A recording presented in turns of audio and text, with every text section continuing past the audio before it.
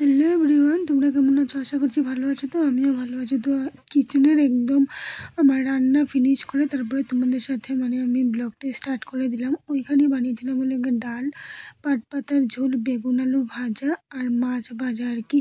মাছ ভাজা রাখার কারণটা হলো গিয়ে ঝোলে দিলে কেউ খাবে না, সবাই মাছ ভাজাটাও খাবে আর কি।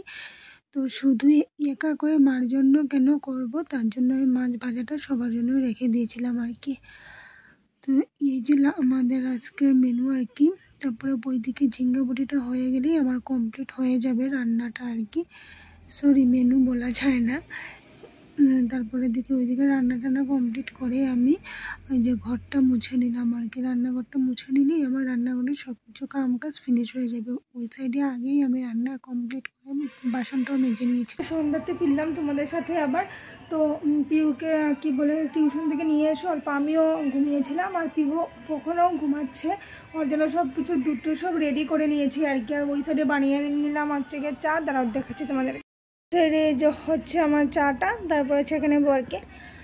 ওই সাইডে দেখো পিহুর জন্য দুধটাও রেডি করে নিয়েছি, ওকে ডেকে দিয়ে দেবো আর কি দুধটা। তো কী বলে দুধ খাইয়ে তারপরে ওকে পড়তে বসিয়ে দেবো আর কি। তো আমরা এখন খাবো চাটা, দেখি ওকে ডাকি। 7টা প্রায় বাজতেই চললো, আবার খেয়ে আবার তো পড়াশোনা করতে হবে।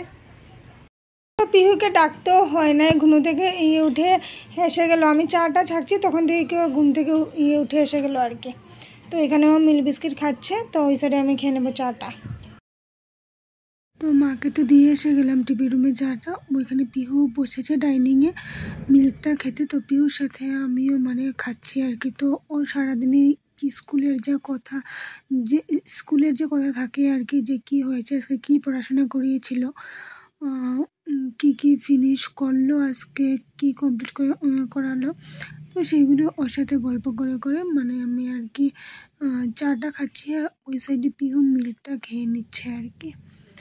যাই হোক, ওই সাইডে অল্প দুজনে গল্প করে করে খেয়ে নিলাম। তো চাটা খাওয়া সব কিছু কমপ্লিট হয়ে গেলে পিহু এখানে খাচ্ছে। পিহুর অলমোস্ট ডান হয়ে যাবে, কমপ্লিট হয়ে যাবে আর কি।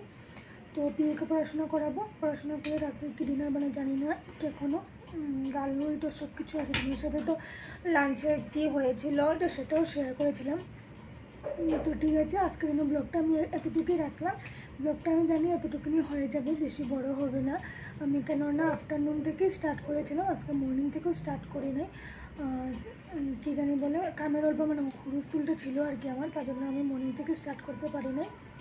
আমি যাই হোক, আমি কালকে থেকে তোমাদের ব্লগটা আমি কন্টিনিউ দেওয়ার বা মর্নিং থেকে করার আমি ট্রাই করব। তো ঠিক আছে, আজকের জন্য ভিডিওটা আমি এতটুকুই রাখলাম। যদি ভালো লাগে থাকে লাইক কমেন্ট শেয়ার করে দিও, সাবস্ক্রাইব করে দিও।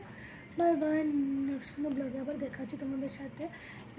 এখনই গুড ইভিনিং ঠিক, কিন্তু গুড নাইট বলে দিচ্ছি আর কি, কেননা এখন শুধু 7টা 10 না 15 জানি বাজে।